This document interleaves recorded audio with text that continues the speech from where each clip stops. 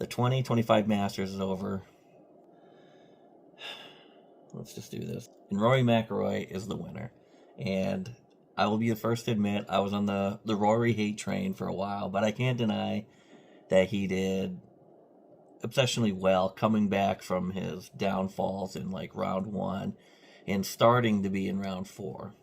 Now, there are some controversies going on because they say this wasn't a very competitive field when it came to the Masters. And I'm not going to say that I would have made any of these scores, but on the final day, Rory did shoot a +1. So I think his round 2 and 3 probably really helped him stay ahead of the pack. And then he barely inched it out, having to go into a playoff round with Justin Rose, which was phenomenal. He actually was 6 under for the day, but he had kind of a bad third round and not the best second round. I think he was just a -1 in the second round, but his round 1 was actually insane, going all the way up to like a -8, ending the day with a -7. So that was pretty cool. So he had a hell of a start, and a lot of people thought he was just going to continue with it.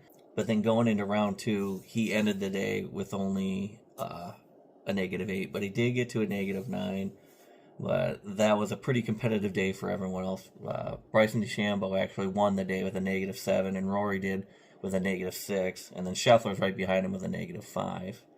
And then round 3 happened, and this is probably where Rory and Bryson really took off. Rory ended the day with a -12, and then Bryson ended up with a -10, and then that's when we found out they were going to be paired together in the final round, which that brought up some stuff on the internet too. So when it came down to it, Rory's first round was a 72, then a 66, 66, and then a 73 to end the day. Rose, who ended up getting second, who went to playoff with Rory, shot a 65, a 71, 75, and then a 66. So if it wasn't for that one bad day on round 3, I think Rose would have took it, or at least that would have put a lot of pressure on Rory to like pick it up. But like I said, Rory didn't have the greatest day on a 4th round. So on Rory's 4th round, by hole 10, he was -14, which is crazy. But it all came crashing down when he went into 13. So his 4th round could have been a lot better. And this is what gave Justin Rose kind of the comeback that he needed to feel good and ended up going to the playoffs. But Rory went in. At hole 10, he was -14, but then by hole 13, he was starting to fall apart. And that was from when he had that weird decision trying to put that pin placement with his iron shot from the other side of the little creek.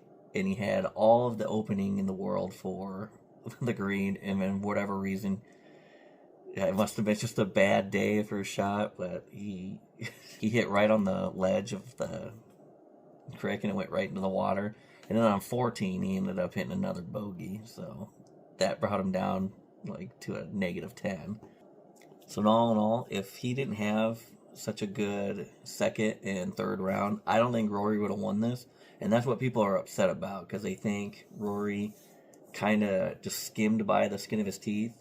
And granted, a lot of the people that are criticizing this have never played Augusta or probably a high handicap golfer such as myself. But yeah. And like I said, I was on the Rory hate train.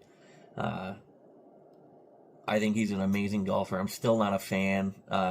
He actually reminds me of how Bryson was back in like 2016, and then before Bryson changed his image. I feel like Rory's that way, especially his instance at the Ryder's Cup, or how last year when Bryson beat him, he was kind of just like a sore loser about it, and that just rubs me the wrong way. And for whatever reason, I can forgive Bryson for it, but I can't forgive Rory.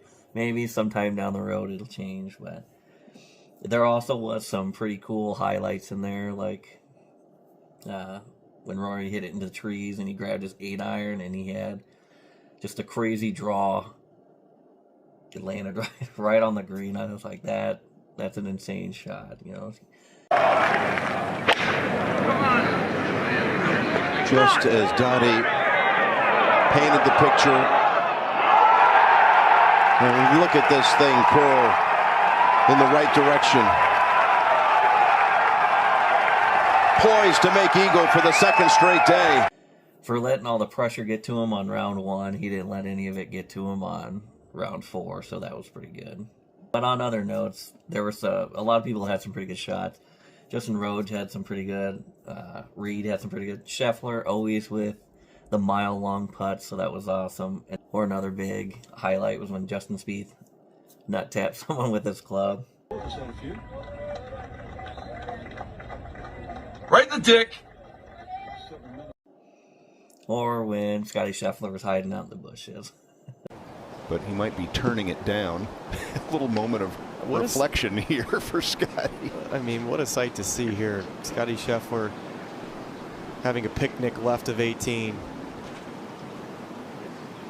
All in all, it was a very dramatic Masters, and it was pretty intense, pretty nail-biting, what some people call it. It was pretty close most of the time, especially in the last round. But comment below what you thought. What you think of the Masters?